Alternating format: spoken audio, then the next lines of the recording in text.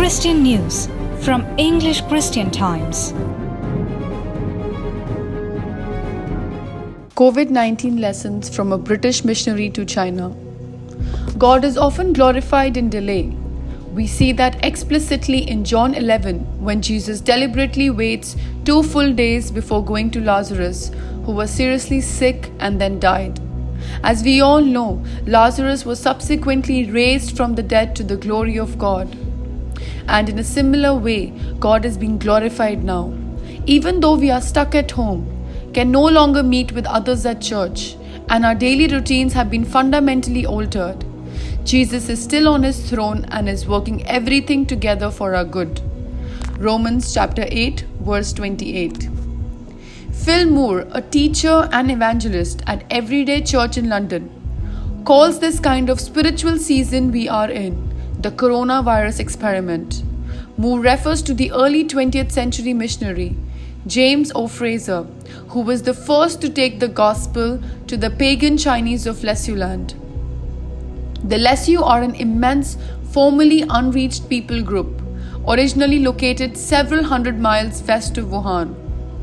Although they are now spread throughout China, Myanmar, Thailand, and beyond. Last year, I had the great privilege of traveling to northern Myanmar and Thailand to meet with these now largely Christian people.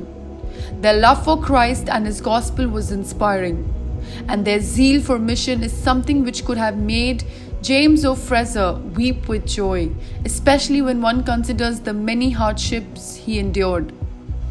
For instance, Fraser was often physically prevented from visiting the villages that he had brought the gospel to because of the often inclement weather.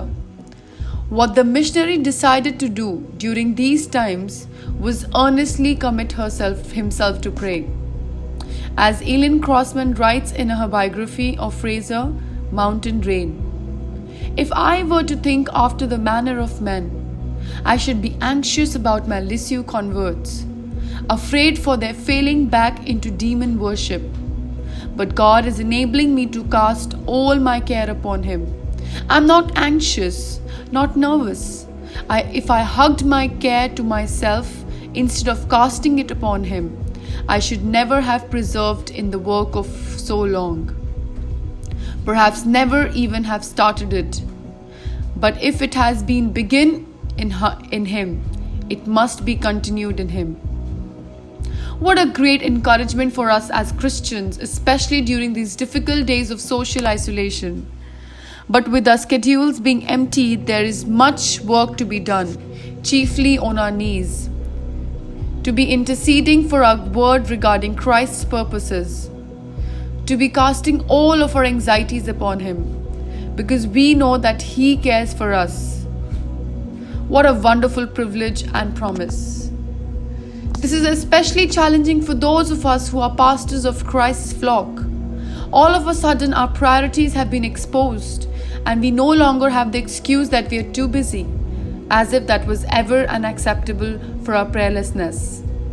Phil Moore puts his finger on the central issue when he writes, "As a Christian leader, I feel a little stressed right now, and I'm not going to be able to gather together in person with people that I lead for the next few Sundays.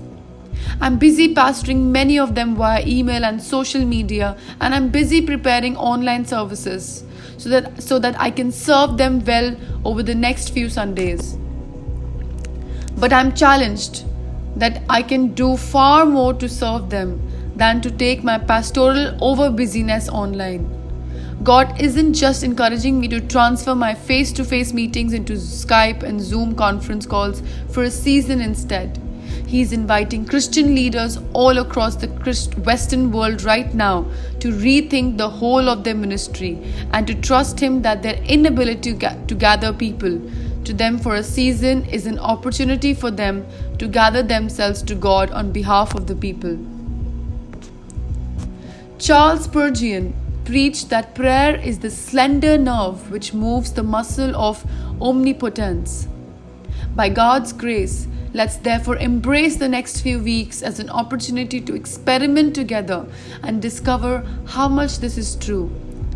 Let's not fritter away these precious days of pastoral isolation.